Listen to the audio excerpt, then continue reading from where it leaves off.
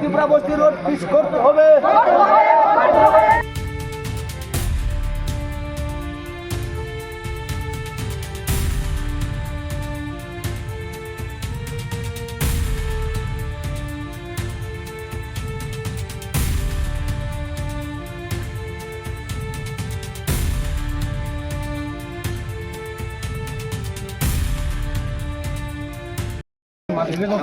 আজ থেকে প্রায় 70 বছর যাব এই 43 মিনিট ত্রিপুরা বস্তি রাস্তা আমাদের যেখানে বসবাস করে মেন রুট যেটা যাতায়াত রাস্তা ওটা আজ পর্যন্ত কোনো কিছু রাস্তা মেরামত করা হয়নি। প্লাস সামান্য বৃষ্টি হলেই পরেই সেখানে গাড়ি ঘোড়া চলা দূরের কথা, মানুষ নিজে পায়ে হেঁটে আসা পর্যন্ত সেখানে আমাদের কোনো পরিস্থিতি ছিল না।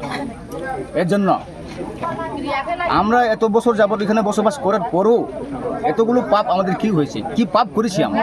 রাস্তাগুলো পর্যন্ত আমাদের ঠিক নেই, পানীয় জলের সুব্যবস্থা নেই, ইলেকট্রিকের সুব্যবস্থা নেই। কেন আমরা এটাই জানতে চাই যে সরকার তো চলে যায় আবার আসে, সরকার চলে যায় আবার আসে, কিন্তু আমাদের নজর ওনারা পড়ে না।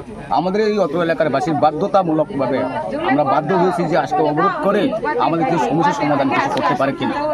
কিন্তু আমরা চাই যে ডিপো সাহেব আসুক, এসে আমার সাথে এগ্রিমেন্টটা করুক।